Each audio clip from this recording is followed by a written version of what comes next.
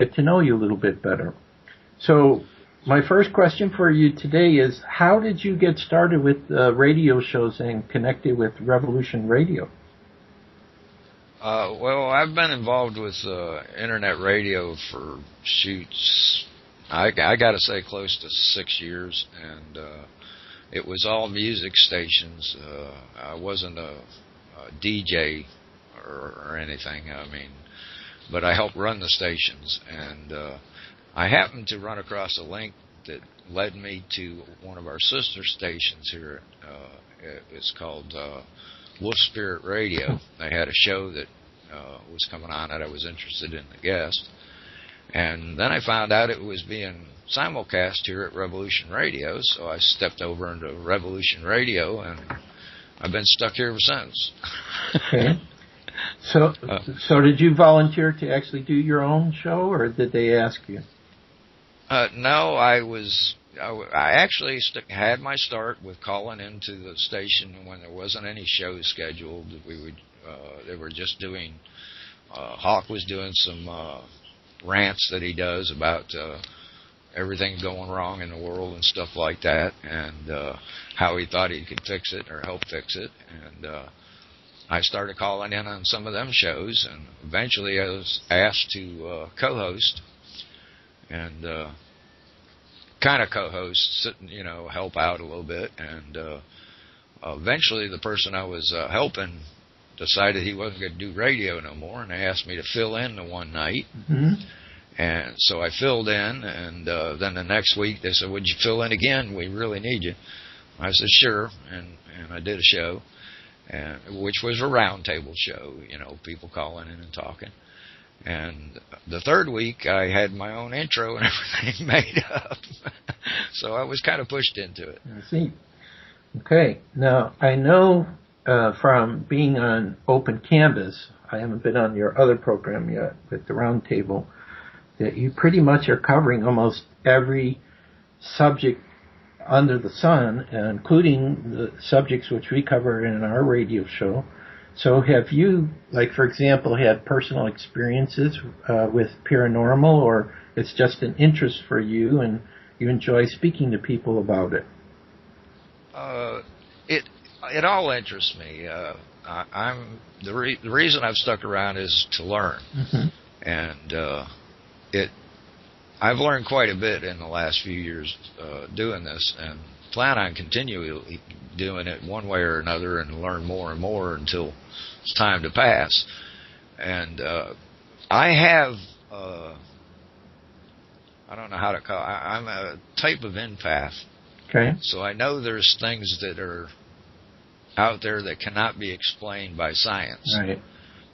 But I also believe that the things like the Mayan prophecy, mm-hmm. where it says that it's the lifting of the veils, I think what they're talking about mainly is where science and spirituality are coming together, and that's just what's beginning to happen. Most definitely. I would agree with you 100%. So let's talk about some of your more remarkable guests that you've had on your show. When you go back over this 5 or 6 year period that you've been doing your programs, for you, what was some of the most remarkable shows you ever had? What were the subjects and what was said that really impressed you? The shows that most impressed me is about our ancient history, because I believe we're far older than what anybody is led to believe. Klaus Donner was one of my favorite guests. He's deals with out-of-place artifacts mm-hmm. that are found, and that he impressed me quite a bit. Robert Schoch, mm-hmm. who speaks of the pyramids and the Sphinx, right, is also one of the influences. Anything that can't be explained right offhand interests me, because it opens up the curiosity mm-hmm. in your mind, and I think that's what we're here for, is to learn. Definitely. I'll also mention Klaus Donner has created, related to the crystal skulls, exhibitions. I didn't have a chance to be at any of the exhibitions, but I know that he hosted Yoki Van Dieten, who has a collection of, I think, like about 10 skulls, which all could be very, very old, that were on display in, I think it was in Vienna in Austria. So I've talked with him, so he has an interest. So it's interesting you bring him up. But what aspect of the ancient history do you find yourself kind of leaning towards the most, or do you think is important for people to understand related to what's happening now? Yeah, I agree. I think that that's why I've had you on so many times, because the message, I like at the beginning of the show you give, is exactly my impressions. Yeah. So, but are you particularly drawn to any period of history in the past yourself? I mean, when you're reading about this, or? No, not really. This is going to sound strange, but do you believe in reincarnation? Yes, of course. Well, I do not believe I've ever been reincarnated here before. Okay. Well, that is possible, you know. There are, like, for example, with Katrina, when I talked to her, she says, you know, Joshua, you feel like, you know, you had a lot of lifetimes here, and there's different periods of time. Like, right now, I don't know why I'm doing this, but there's a program on TV called Rain, and we have, what is it called? Netflix.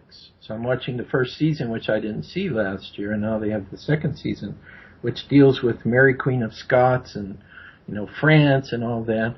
And I don't know, for some reason, you know, I just feel like I have a connection. So that's how I know. But Katrina, like yourself, doesn't feel that she's been here that often. And it is possible that from a spiritual perspective, that some of the people here have never been here before.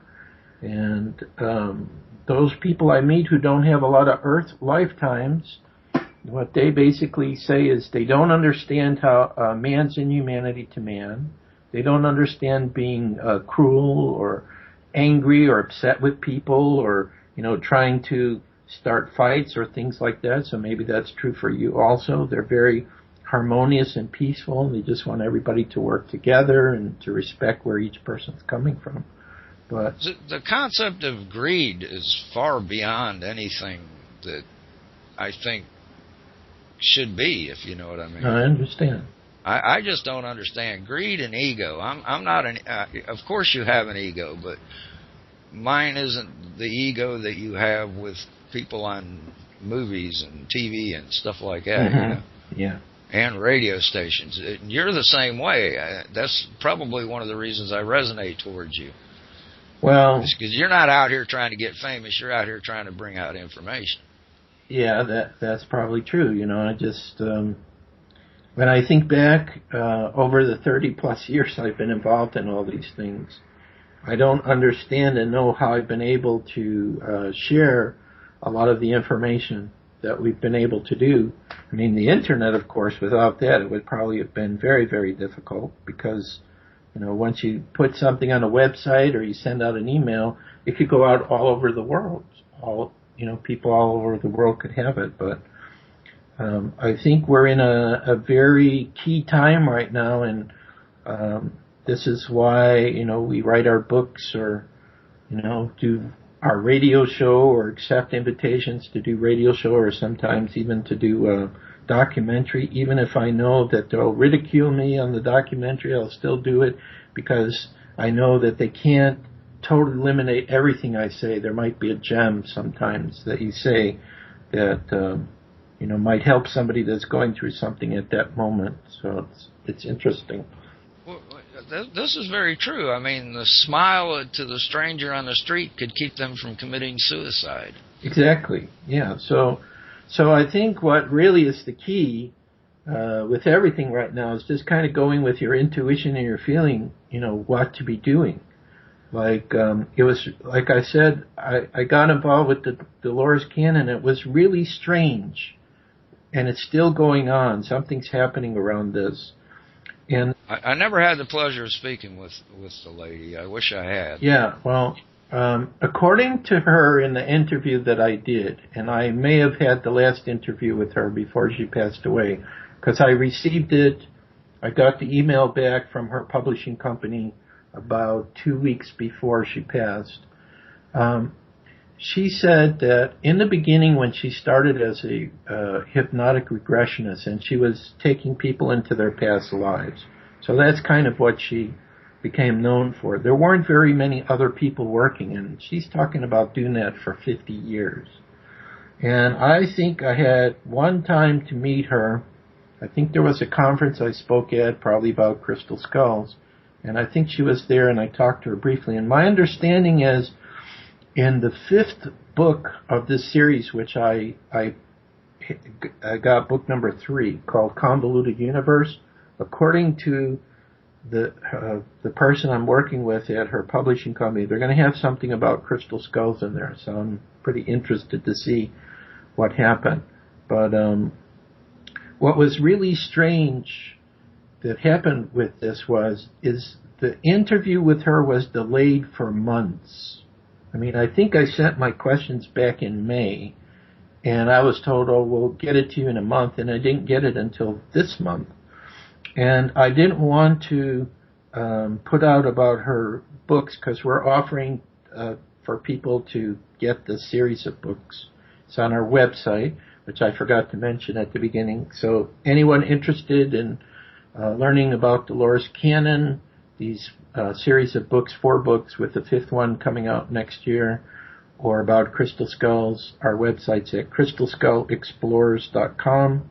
Just look up Crystal Skull Explorers in Google and you'll find us immediately if you don't remember the website. But so I was waiting for her interview to have the books, and I was working on her pages as she was going through her process to go home. So I thought that was really strange. You know, I like how you put that, to go home. Yeah. Well, yeah, because I've heard, because, you know, we have a mailing list, I would guess about 5,000 or 6,000 people. So I put out, you know, she'd passed away and a great loss that it was, and that, you know, we're all helping to get these books out for people who'd be interested, and that we had the interview with her. And while I'm working on these pages to do all of this, Katrina tells me, Joshua, I'm looking on Facebook, and on her page they just announced she passed away. Now, all I knew, because in the interview that I did with her, her daughter and the woman named Nancy that works at her publisher, they had to answer half of my questions because they said she was in the hospital, and I thought, well, maybe she got ill and that's why she passed away, but apparently she fell, and I know she was 83 years old, or 82 going on 83, when she passed away. And you know, so a fall, I would think, you know, how would a fall cause someone to die? But then the next thing I heard, she had passed away. But since I understood this, and since, you know, we put out this message about her, I felt really strange. And I don't know if, I know I've heard from some people who I guess were students or worked with her, they say they're hearing from her, from the other side. I'm guessing that something got triggered. You know, for example, a lot of times, you know, we think, oh, this person passed away, like Robin Williams passed away earlier this year. And we think, you know, this is very sad. But sometimes when a person goes through the passing and they go back home, they're able to do a lot more work from that plane of existence than they were when they were here. And this is the sensing that I'm getting related to you know, Dolores Cannon, is that she's not going to be stopping at all. She's going to be helping to initiate some new projects. Like, for example, I've spoken in the past that we're working on these 2 novels. And one of the novels that I'm working on, I have had this mad compulsion. Well, you understand mad, I guess, right? This mad compulsion that I need to work with one of her practitioners of this technique that's dealing with, you know, speaking to certain individuals in an altered state where the higher aspect is coming through and talking about everything that you can imagine, answers to questions. I mean, that's what's in this book series, convoluted series, answers to questions we've wanted to know, like what is it like, when we pass away? Where do we come from? What is it about Creator? So, when I read her book, I was like going nuts. Plus, in book number 3, it talked about a message I had received from a medium, a lady we work here named Teresa, who I want to acknowledge Teresa Carroll, because Teresa Carroll also has been very supportive of this Crystal Skull World Day, which we've talked about in the past, and I'm going to come back to before we bring Mark Arlen on. And Teresa said something about, well, this is when she went into an altered state, and one of her guides came through. I think it was Saul was the one who was talking with us. And Saul said, now, I don't know if this is correct, but I found something about this in book number 3 with Dolores Cannon. And Saul was saying, there are 2 earths. And we said, okay, what do you mean by this 2 earths? He said, there's the earth which is 3rd, 4th dimensional consciousness, but there's another earth, 5th dimensional consciousness. And what's going to happen is for some people, they're going to go to sleep one night, and they're going to wake up one day. And he was talking about possibly September 2015 this might happen. If that's true, that's less than a year away from now. They're going to wake up, they're going to look in their bedroom, and it's going to look similar, but they're going to sense there's a difference. And it's because they're going into this other earth, which is in a 5th dimensional consciousness or higher dimensional consciousness.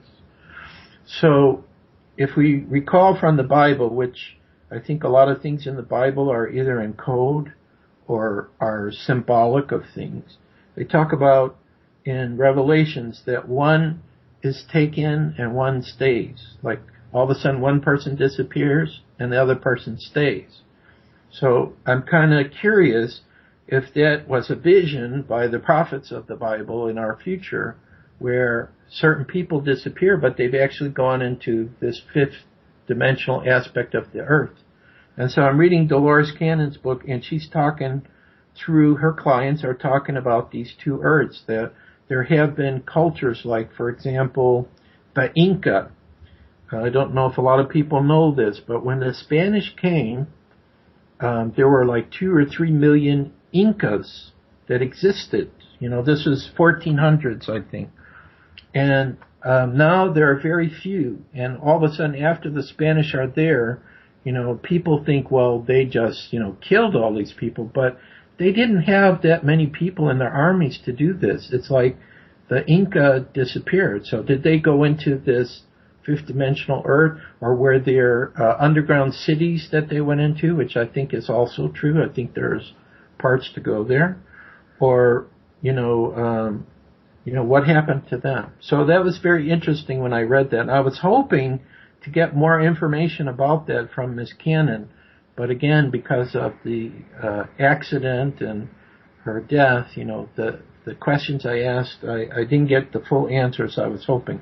But if anybody's interested to read this last interview from her, how you can find it is if you go on our main page, crystalskullexplorers.com, and you scroll down, kind of like, maybe 1 or 2 screens, you're going to see the 4 books, an image of the 4 books from the Convoluted Universe series. If you click on that, it'll take you to the page that talks about the books, but on that page are 2 links to her interview, so people can read what she had to say. So anyway, I have made a connection now with one of these practitioners of this technique, and it came because I put this message out, which again, things just happen when it's the right time. And finally, I'm a little bit hopeful that the novel, that I need to ask questions of this higher aspect of ourself, we're going to get some answers, and it's going to enhance the story so much. So I'm really good about that. So, Thomas, I'm going to turn it back to you, and if you want to ask me a couple of questions now that I took my turn asking you questions, go ahead, and we'll do our normal chat that we do till we come up to the hour. Well, I'm enjoying it.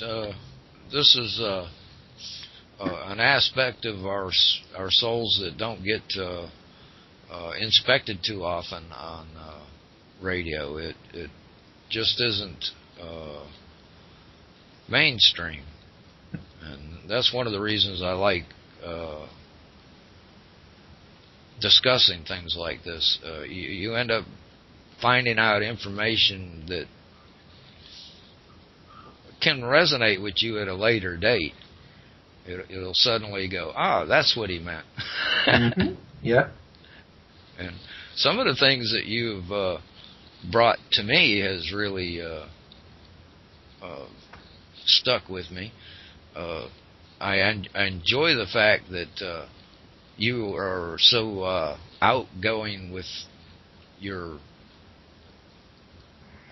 experiences, and the scope when you told me that you actually communicate with the crystal skulls. I found that fascinating. You were the first one that ever brought that fact up to me personally. Right. And I thought that was pretty awesome. Right. And you told me that they're kind of like kids sometimes. Yeah, well, we're not the only ones that are having the communication with the crystal skulls, obviously. I mean... Oh, no, I wasn't saying you were. Yeah, you know. It's just... you were the first one that I talked to that right. did. Well, I think back to the TV show I did for National Geographic, I think it was, where I talked about that, and I knew they probably would come after me, and they did, but I did get some people who wrote and thanked me for discussing it. What's happened to us, this aspect of the kids, is because when we're talking to our personal skulls, which we have about 20, they each have their own unique personality. And I think that what Spirit decided to do is they said, look, you have something that looks like a person, because it looks like a skull. And so it's like looking at a face. And so you can have this conversation like you would have with a person. And I get a sensing as I work with some of them, it seems like it's a young spirit or young child. In particular, the large skull I have, Portal de Luz, Portal of Light, has felt like he's going through an evolution, where he was excited by everything in the beginning when we came together, and now that we've been together since 1999, so that's like 15 years, over 15 years, he's evolved and grown, and from all the experiences that we've had and all the people he's met, thousands of people have held him. It just feels like he's evolved and now he's a young adult. Or at least when I talk with him, that's the sensing. Now, when we discuss the idea of communication with the skulls, everybody's going to hear it differently. Katrina hears a voice outside of herself. When I communicate with the skull, it's the same way that Spirit communicates with me. I hear it in my thinking voice, A lot of times sometimes I have a question, I can't remember something, and all of a sudden I just hear it. And it just feels like there's somebody over my right shoulder who's just whispered to me the information that I need to know. So it's the same with the skulls. Like Portal de Luz right now is sitting on a table. I can't see him where I'm sitting here at the computer, but I can feel him. I can hear him in my head, and I think what these children, these crystal skulls that we have are saying is, it's kind of like they feel they're proud of their dad. That's what they call me, their dad. And, that we're talking about this information and helping people to understand what's going on. But the other thing, oh yeah, that's right. See, so they're reminding me something else I got this morning. They wanted me to say is I've been looking at the progression of what's happened since the end of 2012, because now we're coming to the end of 2014. And besides the fact that I think a lot of things have gone on in this basically 2-year period, I've noticed a couple of trends. I try to listen to what people tell me. I try to pay attention to what's going on in my life. I try to look around. I try to, read what's going on in the world. And I think that our progression in the last 2 years has been the following. At the end of 2012, a lot of people, didn't know, is the world going to end? Is it the Mayan prophecy? Of course, we had a Mayan daykeeper on, I think 2 shows ago, and he said that the Mayan calendar ending was only saying that calendar is ended, now we're starting the next calendar. So it wasn't the end of the world, but maybe it was the end of the world as we know it, which is what I feel is going on. But at the end of 2012, we had a lot of people doing ceremony and meditation, and although we didn't see anything right away, I think the effect of what happened in 2012, of course, started going into 2013, and now is happening here in 2014. 2013 for us, and I think this was probably true for a lot of people, was a big struggle. But what came out of that struggle was people gave from their hearts and gave us donations to help us to keep going, which was very interesting. When prior to that year, maybe we had 1 or 2 people the entire year that ever gave donations. And the other thing that's has started to happen, especially in this year, almost every project I'm working on now is with a group of people. So I think what's starting to happen is because of the energy that was created at the end of 2012, started breaking apart patterns in 2013, and is now kind of like coming together in 2014 as we approach 2015, is this concept that it's very vital and important for people to start to work together. It doesn't matter if you agree with the people you're working with on every point for point.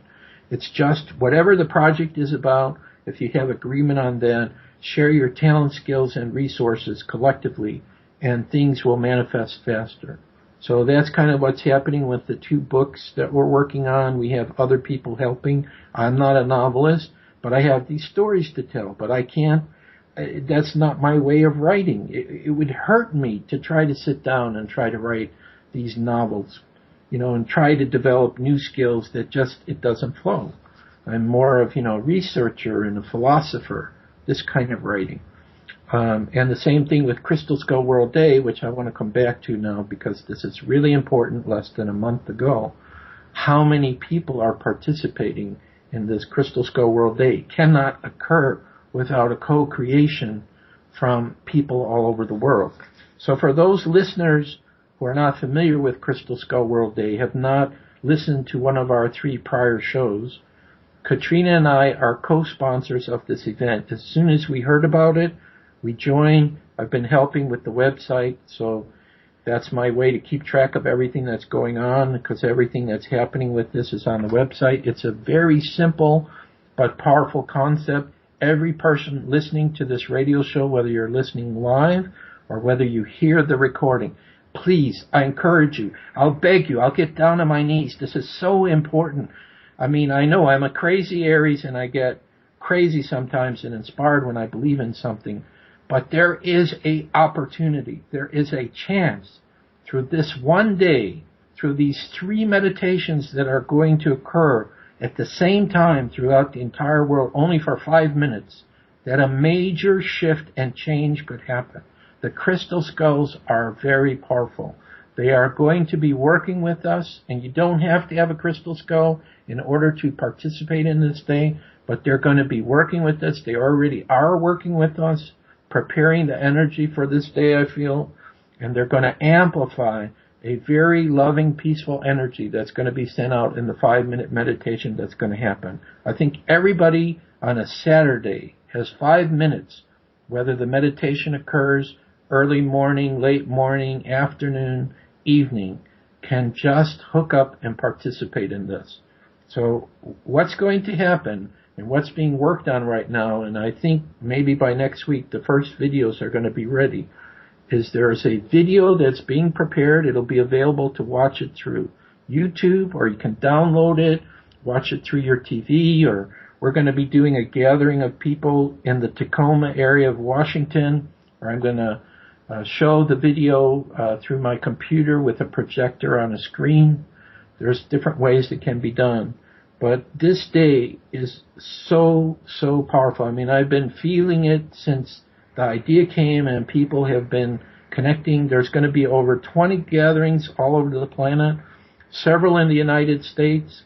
I'm waiting for the first one in Canada, so if anybody's listening and excited about what I'm talking about and might like to get people together, Canada, we could use Brazil. There's a lady in Brazil that's going to do one. Couple in England, Holland, Italy, Australia. And I'm hoping that one of the carvers we work with in China will actually sit down and do this. But if we could get thousands and thousands of people during these 3 periods of time for 5 minutes to do this meditation, watching this video, which is going to have a beautiful music with images from nature, from the cosmos, and pictures of crystal skulls will be on there. I think this is going to be powerful. It's November 22nd. The website is crystalskullworldday.com. crystalskullworldday.com. There is a spreadsheet on there now that no matter where you live in the world, it will tell you exactly when those 3 periods of time will be that you can participate in the meditation. If you don't have a crystal skull, any piece of quartz crystal will work also that you hold while you're watching this video. So I want to really suggest and recommend to everyone, take a look at it, see if you feel an affinity for it, but it's going to be really, really powerful. I cannot put into words the energy that's coming through me as I'm talking about it. Maybe some of you can feel it. It's not just a case of being very passionate about it. It's because there's there's some source of higher presence or energy that's going to be connecting with us on that day. It could not only change our world, but the people who participate could be forever changed. Now, also to prepare for this, as we have mentioned before, there is a meditation which Katrina and I have organized on the 13th of every month at the 13th hour your local time. And for the last few months, we've been asking people to, send energy forward to November 22nd, or for some people, like in Australia, New Zealand, China, this will be on November 23rd. Because there's 37 time zones on the planet, so you can't cover them all in one day. So you might also want to go again to our website, crystalskullexplorers.com. There's a link to that meditation on the 13th of November. So we may not have a radio show prior to that. I don't know. It's going to be a very busy time in November for us. So take a look at that also. That's a warm-up for the World Peace Meditations that will be done on the 22nd for Crystal Skull World Day. So I finally got that in. So anything else you want to talk about, Mad Painter, before we have our next guest come on, Mr. Ireland? Well, I know that when you post stuff on your Facebook, I go ahead and repost it on my Facebook too. Okay. Yeah. I share it because I think it's important. I do believe that the concept of bringing like-minded people together like this can only have a positive outcome. Definitely. Thank you. Well, we are very grateful for all your support and help, and of course giving us this 2-hour period of time once a month to, share what's going on. And normally it's 2 hours. I ain't got to talk. Yeah. Well, I just wanted our listeners to know you a little bit better. Because like I said, this year everything's being done as a co-creation. So without your help and opening the door, we don't have the radio show, and of course without our guest agreeing to be on, then,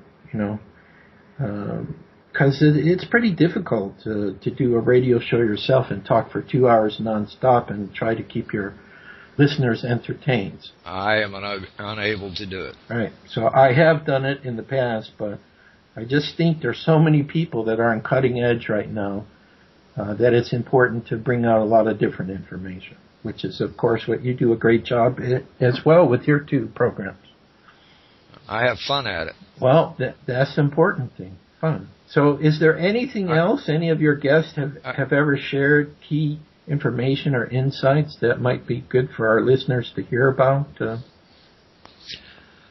Well, everybody's got something to share. We're all teachers and students at the same time. Mm-hmm. And most of the guests I've had on are people who are in the process of learning, and they want to share what they're learning. Yeah. And that energy works to the creative side of your brain, I guess you want to call it, and I believe the more we are able to use that creativity, the closer to source we are. Definitely. I have a saying where I tell people, when we are spontaneous is when source or creator has the best opportunity in this physical reality to manifest. So, and sometimes, when you're in a really creative state, you have this amazing energy that comes through you. And you just go, where is this coming from? Why am I being selected for it? But it's so uplifting, and I think when you feel that, it's kind of like when we go home, as Miss Cannon has now had the opportunity to do so. That's how it is all the time. That you have this amazing energy. Now, this is going to link into probably what Mark Arlen's going to talk about. There was another book we promoted by a woman who is a medical doctor, and her son committed suicide, and she was very distraught, and she didn't believe in any stuff related to the afterlife. But then she felt such a loss, she wanted to communicate with her son. She had no choice. She started going to mediums. And I think Mr. Arlen has met a ton of mediums in his search. Besides his father, who is probably one of the most famous, I don't like to call him a psychic, a sensitive medium.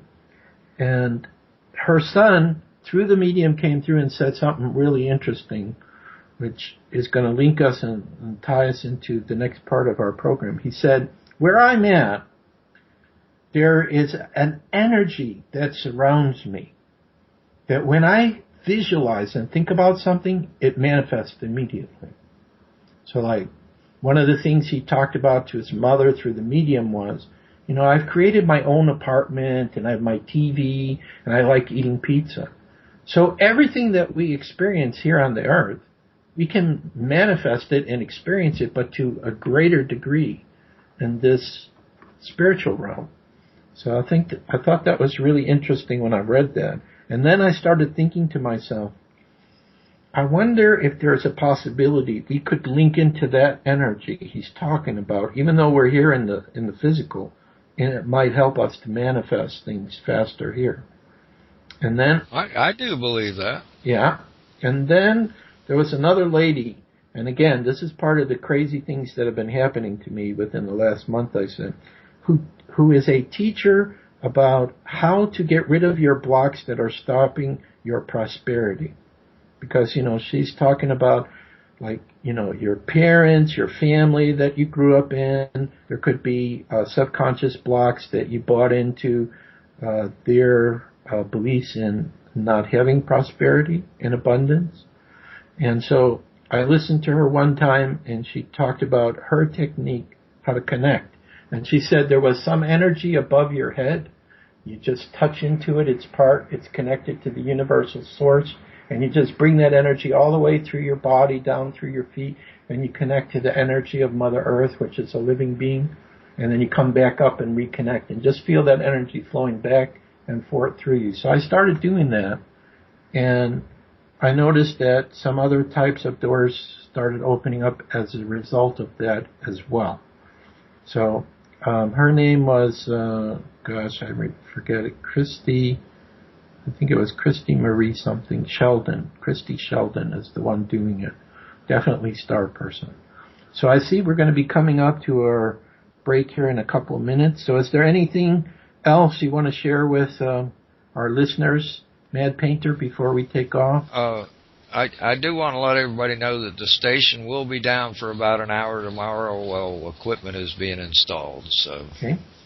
I did want to pass on that little bit of station business. Other than that, no, I really talked myself out of talking about me. All right. And I do enjoy you coming on each week or each month. I believe that this stuff is becoming more realized.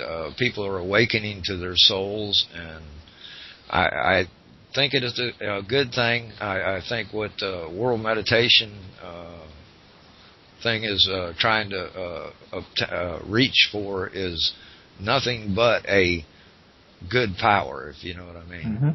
Okay. I'm really thrilled to be able to help spread the word of it. Thank you, and you do a great job, and I want to acknowledge you for that, Mad Painter. There's one announcement I forgot to make, which I will make now, and I'll say it again when we come back from our break. If you have questions for myself in the next half hour or for our next speaker, Mark Arlen, there is a telephone number you can call, 347-688-2902. You'll be speaking to the Mad Painter, and he'll bring you on the show so we can hear your question. Again, that's 347-688-2902. Or if you're in the chat room of Revolution Radio, if you have questions, probably the last half hour we'll look at your questions. So feel free to enter them there as well, and the Mad Painter will relay it to us. So I guess we're ready to go to our break then?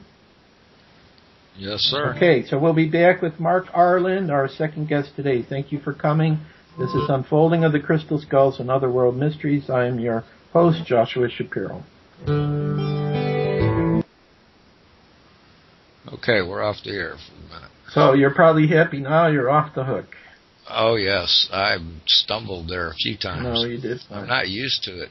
I know. Well, you're probably going to get invited to talk some point, so you were getting practice. Oh, I've been interviewed a couple of times, but it's been on a round table type deal. Okay. Not one-on-one. Okay, I'm going to get myself a glass of water, and I guess you can call Mark. All right, I'm going to do the same thing, and then we got about 5 minutes. Okay, so just give Mark a call and make sure he's live, right, and we'll be ready to go. I'll be right back myself.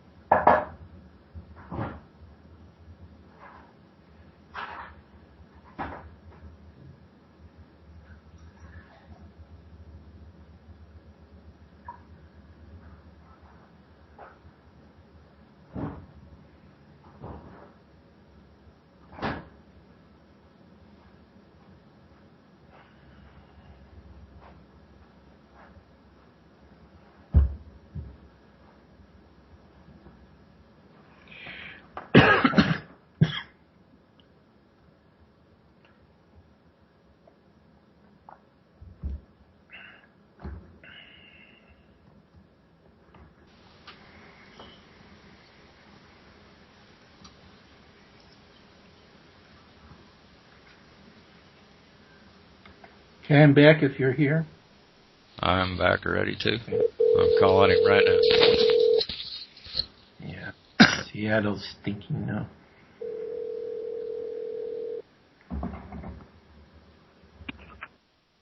This is Mark.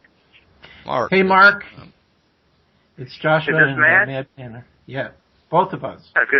Good to connect with both of you. Same here. How are you doing today? Pretty good. We just coming back from downtown Portland. I'm in the back seat. My wife's driving, but I'll have a quiet environment here in about 5 minutes. We got a few minutes before we go back on air. What happens sometimes with Skype, when I pull the studio in, it might not let me, and I'll have to drop you, but I'll call you right back, and when you answer, you'll hear the music, so don't say anything. Okay, you got it. If that happens, sometimes it lets me pull it right in. It's just a Skype issue. Yeah, I'll just wait for your lead, like either asking me a question or saying something to cue me to talk. Yeah, I'll be the one doing that for you, Mark. Joshua here. I'm going to introduce you first, basically follow the bio that you sent me, and I'll probably use some of the questions you sent me, some other questions. I try to be very spontaneous, so I'm sure that the hour will go fast and we'll have a lot of good information. Already let people know that you're coming on. Yeah, feel free to ask anything you want, whether it's on that sheet or not. That was just some things to throw out as ideas. Yeah, well, some of the questions are good questions, and some other questions I wrote down as I was reading your second book. So, okay, great. Yeah, so it should be. How was your first hour? First hour went well. It was just me and Mad talking, and we talked about all different kind of stuff. Crystal Skulls. I was talking about Dolores Cannon's passing, because I've been getting involved in some of her books and her work, and I got a message this morning, so I shared that. So it went really well. Because I'm sure. Good deal. Yeah. So I also wanted to say it's an honor finally to talk with you. I know we've only been sharing through email so far, but I'm kind of in shock that you move so close to where we are. So hopefully at some point we'll be able to meet in person, and I'm sure we'll have a lot to share. I didn't know I was going to end up here either. This is kind of a out of the left field thing. I was, I still have a regular day job that pays my bills, and I was just contacted out of the blue with an opportunity to take a perfect fit job for me in Portland and relocate, which I really wasn't looking to relocate. But our son has lived up here for 2 years, so we thought, well, maybe it's worth checking out. Turned out to work out, so I think there was some synchronicity involved with the whole thing. Yeah, well, I think you're going to like Portland. It has an interesting energy to it, and interesting people that live there. And, just the northern part of the country, I never knew about this till we moved to Seattle.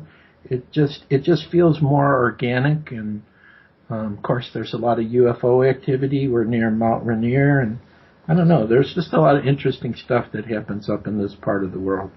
I know Arizona, too. Go ahead. I like the feel of it. I like the feel of it. People are friendly, and there's a lot of different things here than we had in Arizona. I just have to adapt to the wet and cold, because today here is this would be like a bitterly cold January day in Scottsdale or Phoenix. But I'm adapting. I bought some of the right kind of clothing too. So. Okay. Well, it's hot and sweaty where I'm at.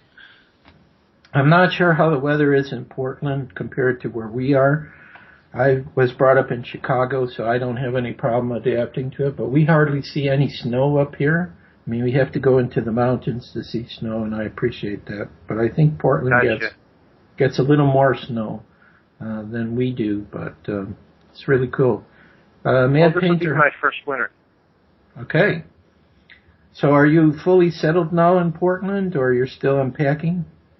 I'm in a residence inn. My house, we close on it on Monday, and then our mover's supposed to be delivering our stuff next weekend. He was supposed to be able to do it Tuesday, but he's been delayed. He had to move somebody to Florida, so he's in Florida now.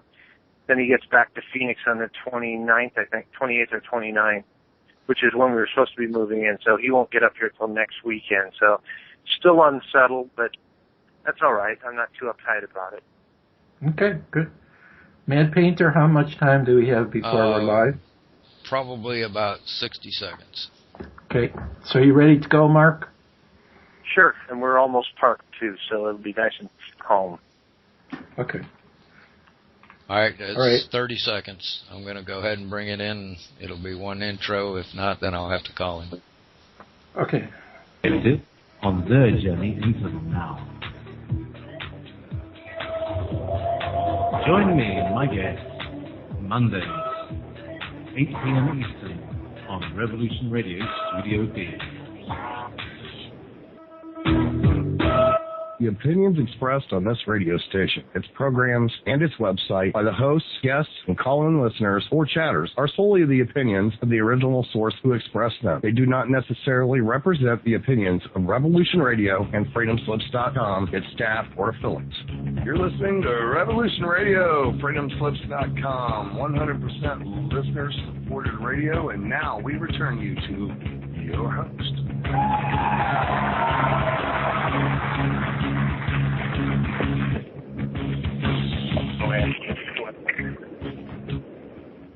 Hello, everyone, and welcome back to Unfolding of the Crystal Skulls and Other World Mysteries. Joshua Shapiro here again. Hope you enjoyed our first hour.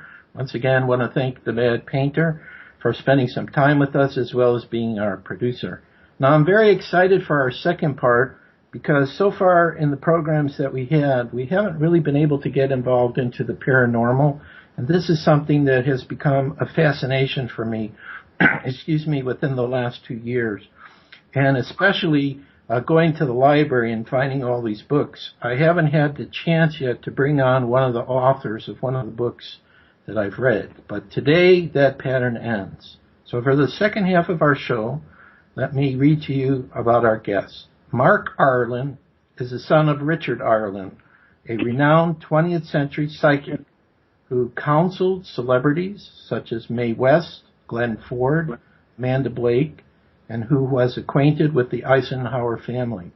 Mark is also the author of Soul Shift, Finding Where the Dead Go. That's the book I found in the library, which is a moving account of his personal quest for answers about life after death, subsequent to the passing of his youngest son. Mark's most recent book, Messages from the Afterlife, which I just took a look at prior to the show, takes a deeper look at psychic media phenomena, endeavoring to educate readers about this field and other forms of afterlife evidence. Mark has participated in mediumship research studies, serving as a test sitter at the University of Arizona and with the University of Virginia. Mark has also conducted independent investigations assisted by Tricia Robertson of the Scottish Society for Psychical Research and neuroscientist Dr. Don Watson. In 2011, Mark published Your Psychic Potential, A Guide to Psychic Development, which was authored by his father in the 1970s, but was not released during Mr. Arlen's lifetime. In 2012, Mark co-founded Helping Parents Heal, which is a national organization assisting bereaved parents. Mark holds a bachelor's degree from Arizona State University, and he is in the process now of moving to Portland, Oregon with his wife, Susie. Mark, I want to welcome you to our radio show today. How are you doing today with your move? Doing well. Not quite completed, but it's coming along. Thanks for having me. Well, you're very welcome to be here. So, you had, I wish I had this opportunity. I'm a little bit jealous, but we all choose our life, I believe, what we want to. The opportunity with your father to be with a person who was extremely talented with his spiritual gifts. And what I found very interesting in your first book is, although you were surrounded by this, and I guess your uncle also was gifted as well, in the early part of your life you chose not to really get involved in it, and then later on, after your son died, then you started to become interested. Could you tell us a little bit about what it was like being around your father, and then how you all of a sudden changed and started to get involved in studying the paranormal and life after death? Sure. I guess if your father was Beethoven or Bach, maybe you wouldn't show as much interest in music because you'd be so accustomed to it or used to it. And in the case of having a father like this, I appreciated his gift, and it was just part of our daily life. It was something I never thought as being that unusual until I saw the reaction of other people who, indicated from their perspective this was highly unusual stuff. But it's just a case where Dad always knew everything that was going on in the house and with each person, which aggravated my mom at times and my brother at times. My brother, when he was a teenager, couldn't get away with people, buying beer when he was underage, or him hot rodding his car. In case of my mom, there's a story I put in Soul Shift that I think is kind of fun, where she was working on being a vegetarian, had gone a couple months without having any meat, but one day kind of broke down and decided to go out and get a hamburger. And later that evening, when she came back home, by the time my dad came home, he walked in the door. The first words he said to her were, "So Shirley, how'd you enjoy your hamburger today?" So that was just, just part of commonplace, part of our lives, and we didn't really think too much about it. And my father was so, I guess, phenomenally gifted that I never saw how I could fill his footsteps or walk the same path. I never felt I was particularly psychic, although I had some instances here and there that kind of pointed to the fact that it ran in the family and that I had some of it too. But I just couldn't see where I would be the same as him. So as a result, just growing up, I took kind of a more mainstream path. Went to college, got a degree, got married, had kids, went into the business world. And so that was always in the back of my mind, and I always appreciated the gift, not only the psychic phenomena, but the mediumship part, where I had evidence from a young age that Others who have gone before still exist in some adjacent realm, and that they are able to communicate specific messages to their loved ones to let them know they're okay. And then when your son passed away, this seemed to be a catalyst for you to get even more involved in researching and understanding that. Is that correct? Right, exactly, because I'm just kind of cruising along doing the mainstream life, so like a lot of folks in this country, and not giving a whole lot of thought to the spiritual side. Some, but not as much as I probably should have. And it just seemed like a natural course for me, especially with the lineage that I come from, to look into this. And I'm a pretty pragmatic person, so I didn't go into it just accepting everything at face value. But I really like to understand things and dig underneath a little bit. So I think the first real experience I had after my son Brandon had passed was I was speaking to my uncle, who was still alive at the time. And as you noted earlier, my uncle had the same abilities as my father, very similar. And the reason I went there, my father had already been gone for 12 years at this point.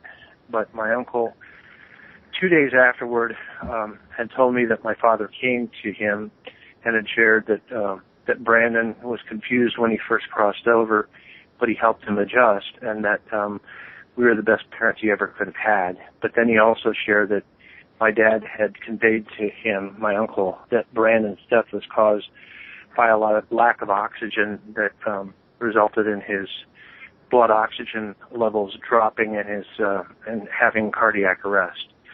And at that point, we had no results. We didn't know what had gone wrong.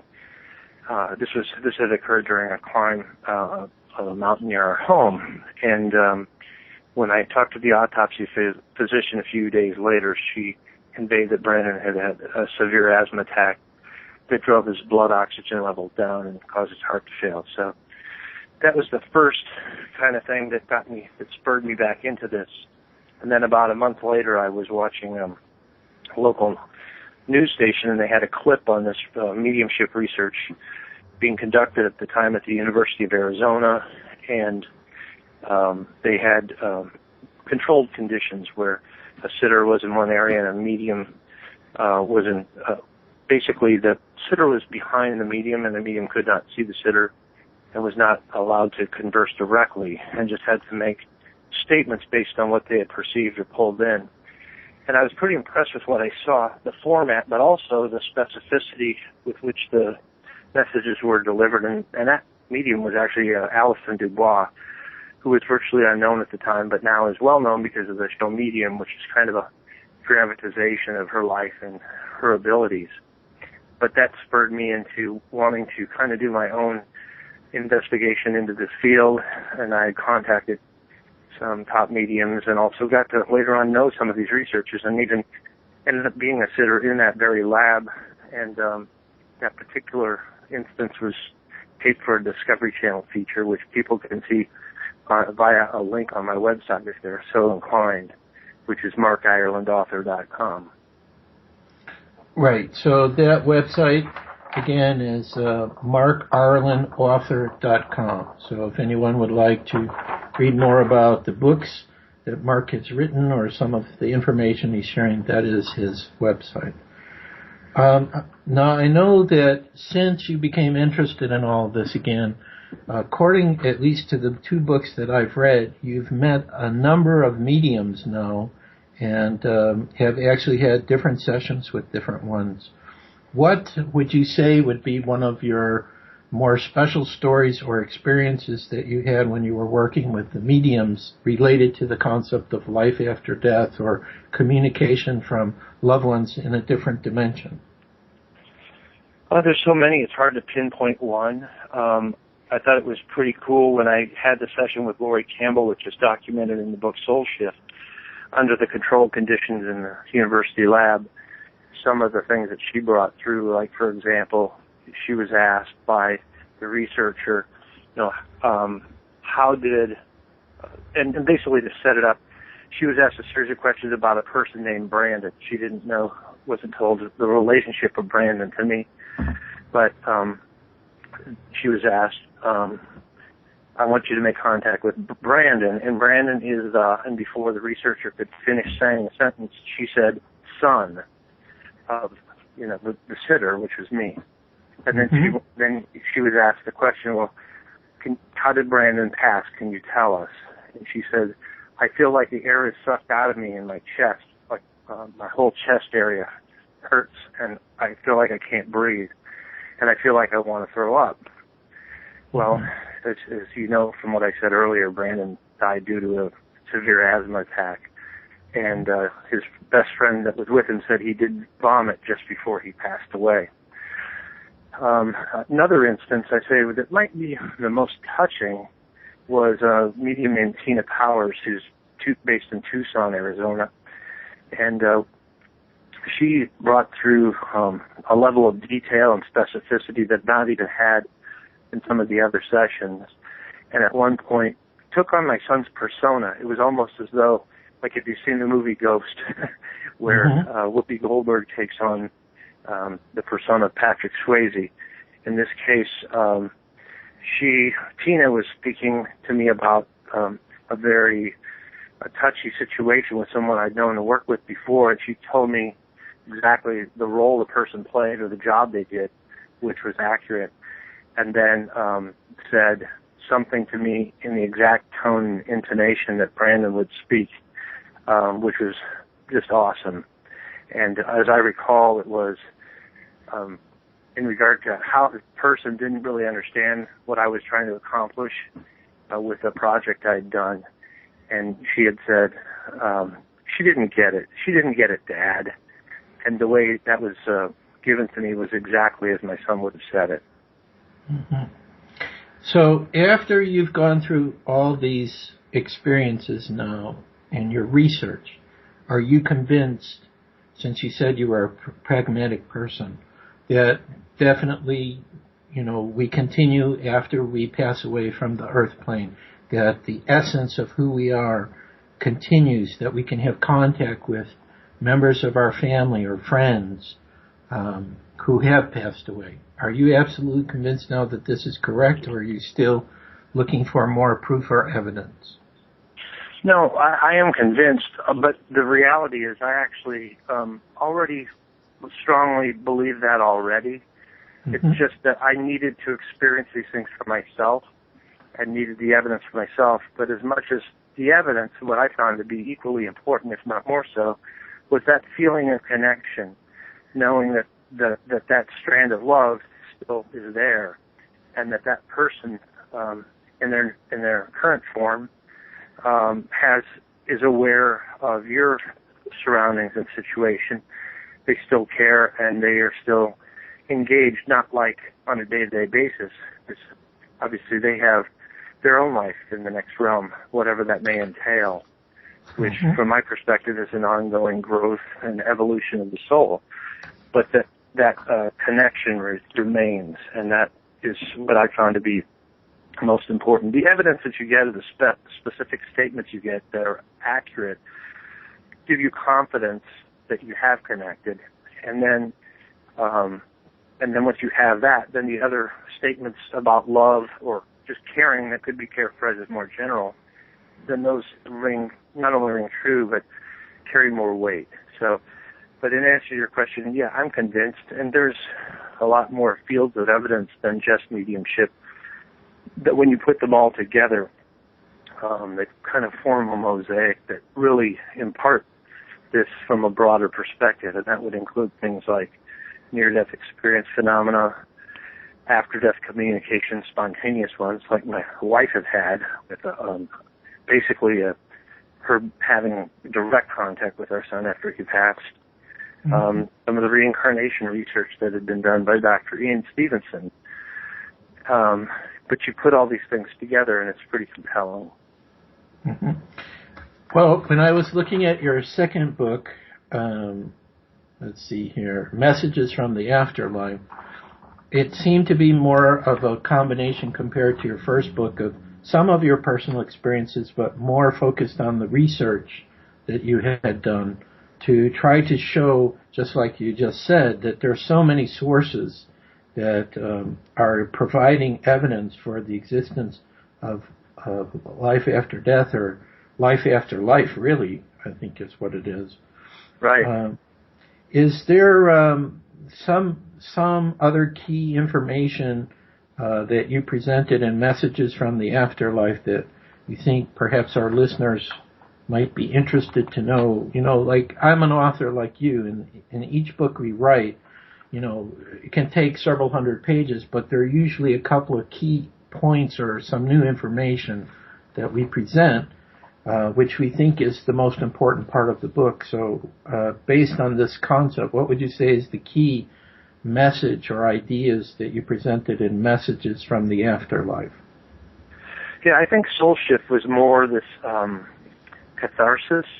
Mm-hmm. It was a purging of my soul and sharing it. It was my journey.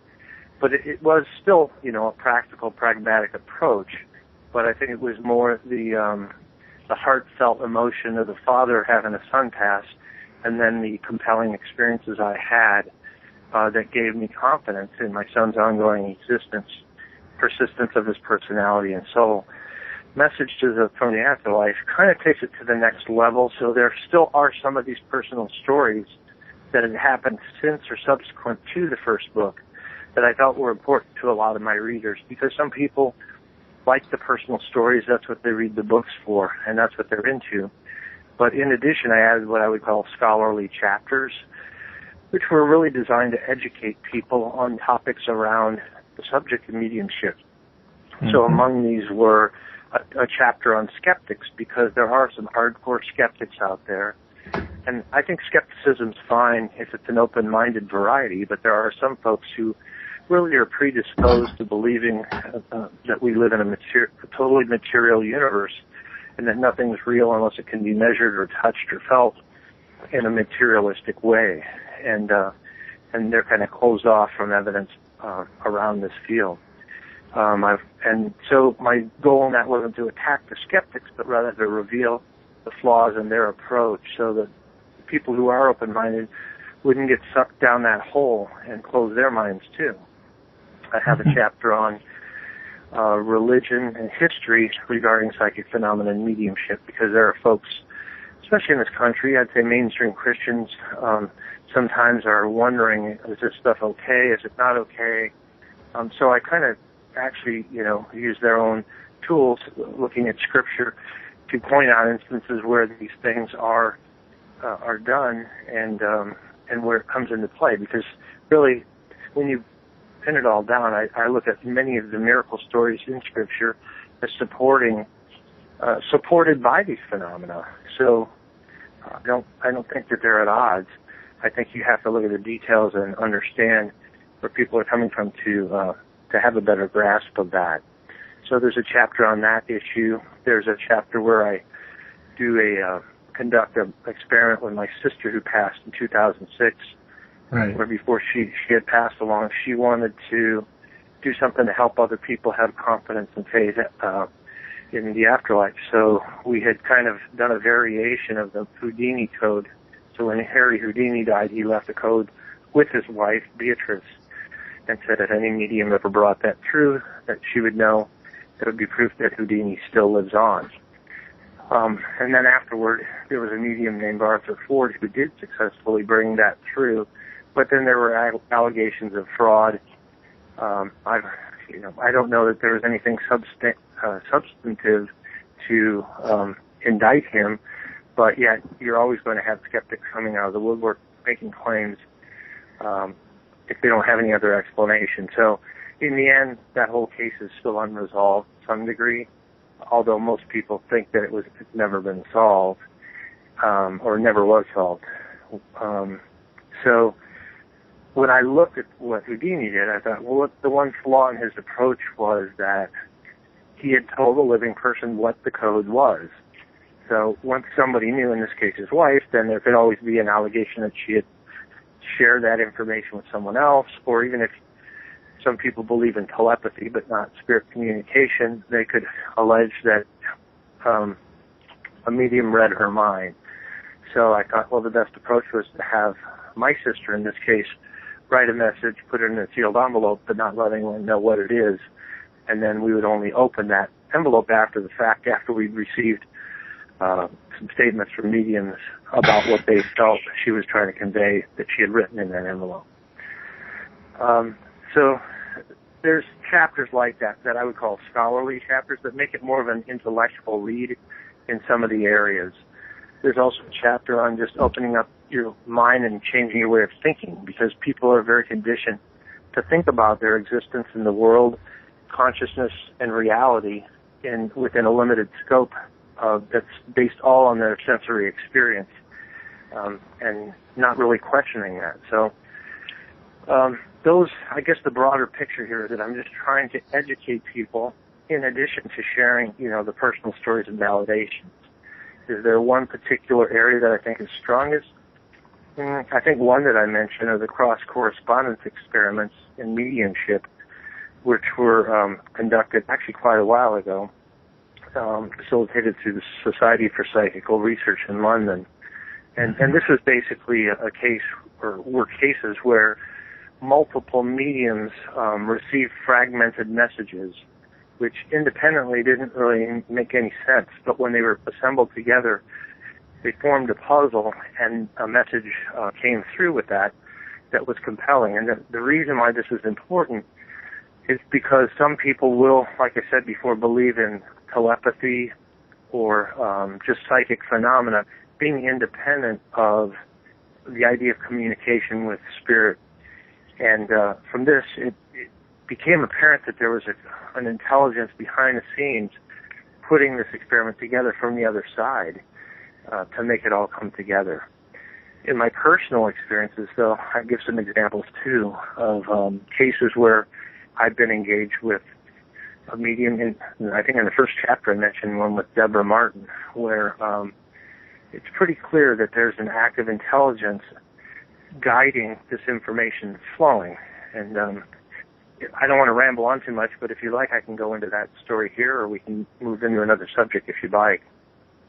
I think that you pretty much have covered this point about the communication from the other side. And if people want to know more, of course, they can get your book, because I wanted to go back to your father and ask you a question about him. Sure. If I can. Now, this question I'm asking you is one of the questions that someone is impressing me to ask this question. So when I feel that, I know I have to do it. I have this very strong sensing, and I don't know if this comes out through the book that you published from your father, or if this is from documents and experiences that he has, which maybe you've seen. But I think that he gave some type of information while he was alive about important messages from spirit and what it was like in spirit, because he was having direct communication. This is the sensing that I get and what I felt from your book, with a lot of different spirits that were around. For example, today we have some mediums who don't go into an altered state of consciousness, where they see or they hear the spirits around them and they repeat the information. We have some mediums, which I've worked with a friend here, who her waking consciousness leaves and a totally different personality comes in that's in a spiritual realm and starts talking and answering questions and giving ideas. So the question I'm feeling impressed to ask you, Mark, related to your father, is was there any profound information that he shared because of the direct contact that he had with spirit, which he either talked about publicly or wrote down, that's far beyond, just this basic level that, we pass away, there's the afterlife, but something related to the essence of creation, what it's like on the other side, some important message to help humanity as we're going through our challenges today. Yes, actually, he, in addition to being like a waking state psychic medium, he was also a deep trance medium. And through this, he would have other personalities, if you will, come in and speak and share philosophical teachings and things that were and to help the people grow and understand their place and the purpose of their path. And during a 30-year period, he would have these sessions once a week, typically. And a group of people, maybe 20 people, would be coming, and he had 2 levels of classes, like a basic level and an advanced. And so these lessons were given to the attendees, but also tape recorded and later transcribed. So I have probably 10 volumes of books of this material, each one consisting of probably 300 pages. So there's a lot of this material, and I do intend on getting it out. I just have to figure out how to go through it all and format it. And probably what I intend to do is start with a cross-section of material as a first volume, instead of trying to get it all out. Kind of go through it and look at different topics and subject matter, and then share that in to give people a flavor for it. And I think that could be a good first entry point. And then if there's interest and people want more, then I can publish subsequent work after that. Well, my question was asking, recognizing that there was this information that art existed, is there anything that you've personally read or you experienced directly, something important that he shared that would be of benefit for the listeners that's at this higher level about, what it's like on the other side, or some aspect of creation, or something important that will help us, to move forward into a time of peace, which is what I feel is we're in the process of doing right now. Yeah, I think there was a number of things. If I was to pin one down, I touched on this a little bit at the end of Soul Shift, and that is, we go through this life looking at things a certain way, and on the other side, the values and what's important are different. And so if we could incorporate that into our view of the purpose of this life and what's important to us while we're here, it will make for a more fulfilling life that will help direct us in a direction that is more in line with where we need to go as humanity. And what I mean by that is that a lot of the things that we view as important, material possessions or fulfilling sensory desires, really should be secondary to, the joy of being, and some of the basic tenets that you would get through Jesus' teachings about loving your neighbor as yourself, about putting other people first. Not that you shouldn't love yourself, you should, but to be less selfish, to be more giving, to be more mindful and thoughtful of everything as you interact with other people, so that your life becomes more about a broader view and recognizing the interconnectedness of all of us, the kind of oneness, I would say, that underlies all of the things that we see. So as we go through this life, we view ourselves as separate or different or individualistic, but I'd say that the teachings and what I feel is that there's really a oneness to everything. So we're individualized aspects of a greater whole. And so once we recognize that and we treat the greater whole as part of ourselves and love the greater whole as part of ourselves, and that would include other people, living creatures, and everything, that will be more attuned to live the way that we want to live, to maximize the benefit of this set of experiences we have here afforded to us. Before you came on, Mark, I talked about a message that I received for the radio show. And as you were speaking now, I forgot there was a part of it that I didn't give. So I'm going to give it and see how you feel about this, or if your father talked about this concept.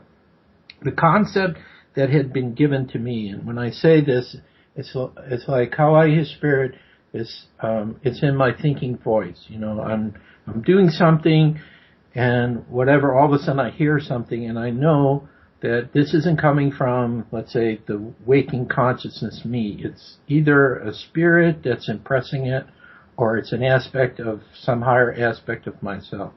So this is the concept that was given that I'd like to see, how you feel about it. You talked about the oneness. I believe that everything that exists is a part of Creator or God, whichever term a person wants to use. And that Creator decided at some point, and it's neither male nor female, maybe it's a combination of both, that she wanted to experience every conceivable possibility that existed. And so part of the desire to do this eventually creates the physical reality that we have here, where probably for many of us, for most of our lives, we forget about who we are. We just see everything as separate. We see people as separate from us, nature is separate from us, animals, material objects. But in effect, what's really going on is it is Creator taking, let's say, a memory veil or whatever to pretend to be all of these separate things so that there is the experience of everything that can exist. As a result of this, what is the most important in our lives is this experience. Even though we may not consciously understand, why did I pick these parents or this lifetime? Or why did I pick to go through these traumatic experiences or difficult experiences? Or, why is one person wealthy and one person is poor? Or why does one person have good health and one person has a disability? But on some level, it's Creator, which eventually passes down through the essence of who we are, higher essence, wanting to have the experiences of these things on the earth or whatever reality that we're in. So that was the message that I received. And I think that when we look at that, it's such a simple concept. It's not complicated at all. And I think if everybody could understand that or just say, well, this makes sense and start living from that perspective, I think just like you said, life would be a lot easier and it would flow more and be more joyful and happy instead of having to be so difficult. So feel free to make a comment on that statement, or if your father mentions something along these lines. Well, that was embedded in his teachings. I'd say the general theme of what you shared, and I'm in accordance with that idea too. I think we are the end. We are the the extensions of God's ability to experience all this stuff. But I think by virtue of us being aspects of that greater whole and going through these experiences, we become personalized attributes of that greater whole. And so there's a beauty to that too, because I think it's expansive in nature to think of starting with something maybe less defined that has had less experience, evolving into something with more variation, more dynamics to it. But I concur with you. I think people, what you often see, just the idea of people being ultra competitive, or even in the business world or any place, feeling like there should be a win-lose scenario. They want to win, and if they win, they know someone else has to lose. Where I've really found the opposite, the fact that if you first give and you're mindful of the impact on everything you do on everything else, it tends to play out well for you. So I've been very blessed from that standpoint too. When I go into a situation wishing the best for all parties and acting accordingly, I end up doing well and benefiting myself. So I think, I would agree that my father's philosophies in general were very much in accord with that the oneness extends to all, and we're part of that. And recognizing that will help us live, I'd say, better lives, more fulfilling lives, happier lives than, reverting to an isolated, separate kind of mentality where we think we're at odds, we're struggling, resources are finite, there's not enough to go around, and that kind of mindset. Okay. I mentioned to our listeners, if they had questions, that they could either call in. That telephone number again is 347-688-2902, 347-688-2902, or we have people in a chat room connected with Revolution Radio. If any of the listeners have any questions that they'd like to ask, amadpainter is there watching. If you want to ask a question of Mark or myself, feel free to do so. We still have about 20 minutes to go with the show today. Based on all the research that you've done and all of the experiences that you have, from your perspective, what would you say is the most important message or insight that you have that you'd like to share today with the listeners? I mean, maybe we've already talked about it because of the messages linked to your father or your experiences, or maybe there's something particular for you, as a writer, sometimes as a public speaker. What do you think is the most important message that you could share with people listening to this program today? Well, we were just talking about some more advanced kinds of thoughts about everything. And I think we have to, what I like to do is come back to a point where the average person may be mentally sitting right now. And we live in a world and a culture that's become very materialistic, has become very skeptical. And so it poo-poos a lot of even the notion of there being an afterlife. And I think that brings a lot of hardship on people, especially when they lose someone they love. And they become more despondent or more likely to, and have less hope. And I think hope is key to have for folks. And so I think we're, while life does offer challenges and things that can make us sad, it's an opportunity for us to evolve and grow. And through those tough experiences to be able to expand and become something more than we were before. And at the back end of that, when we've gone through it, recognize that and say, you know what, maybe I'm a better person than I used to be, or I know I view things from a different perspective. So I think it's the ability to take a step back and recognize the idea that there is a big picture. There's a more broad set of purposes and paths that align. So there's a reason for our being, I guess is what I'm trying to say. And it's not about randomness and chaos. Going back to talking about, just having a child die, and then getting involved in co-founding an organization to assist other bereaved parents. If people get sucked into this dark hole of thinking there's no purpose or reason, and there's no existence after this, some of them give up. Some of them go into a very dark place and never come out. Some take their own lives.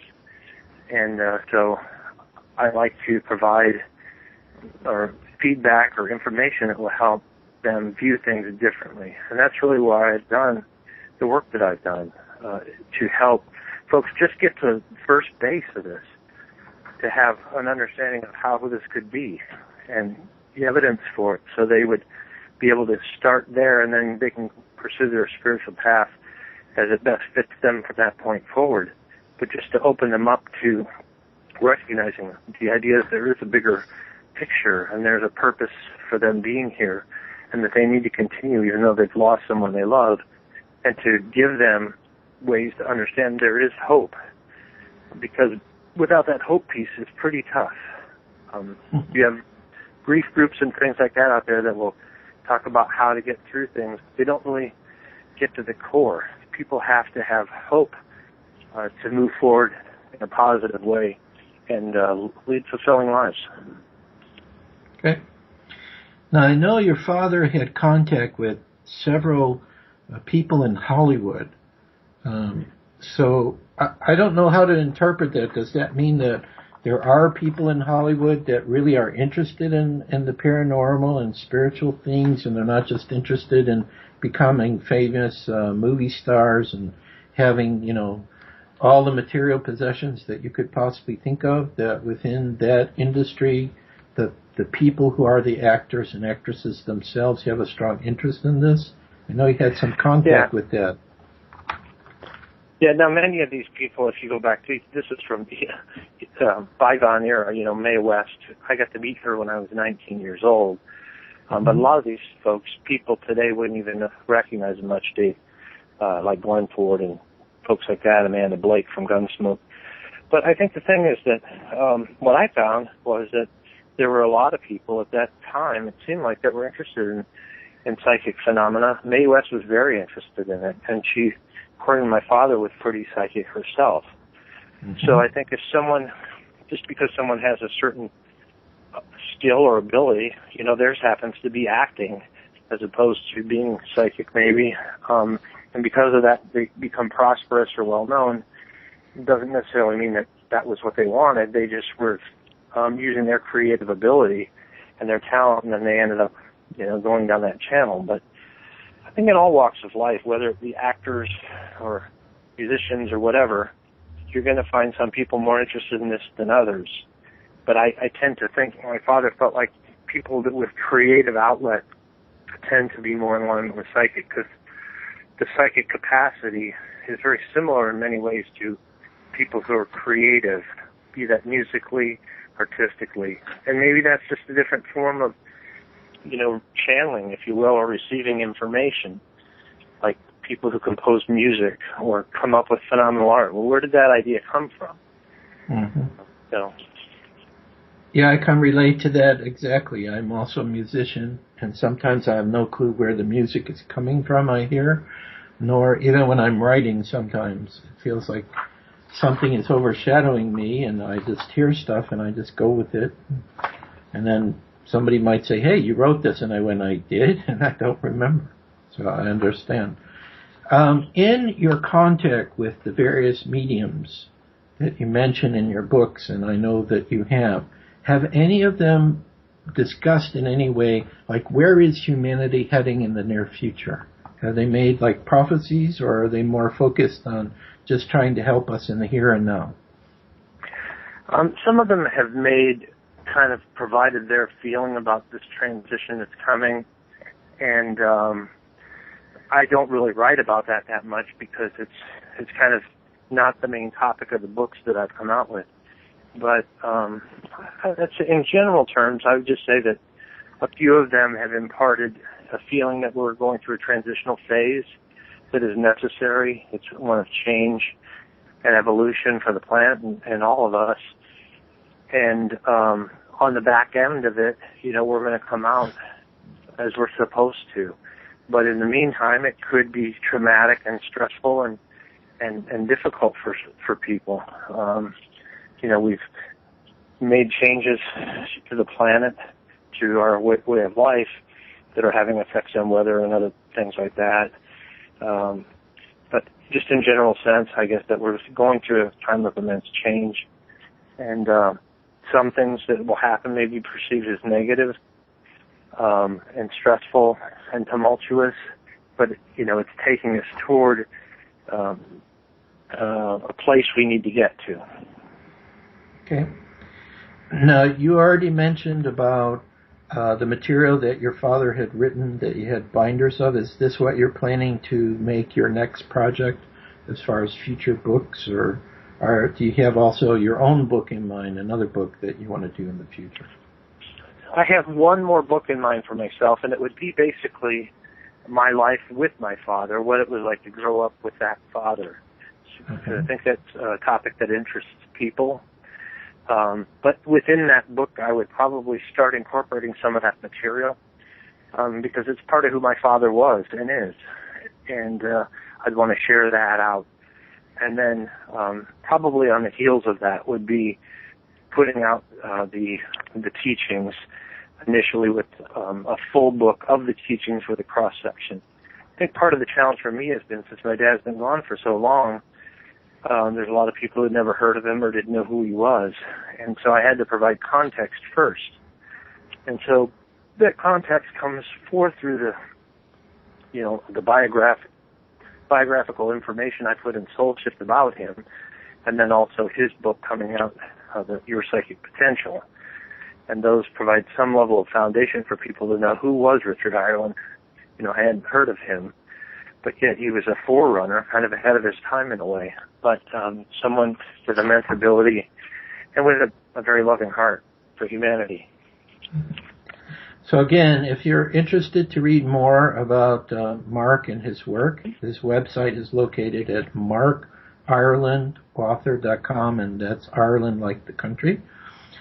Okay, we have two people in the chat room who've asked quick questions that'll probably take us to the rest of our hour.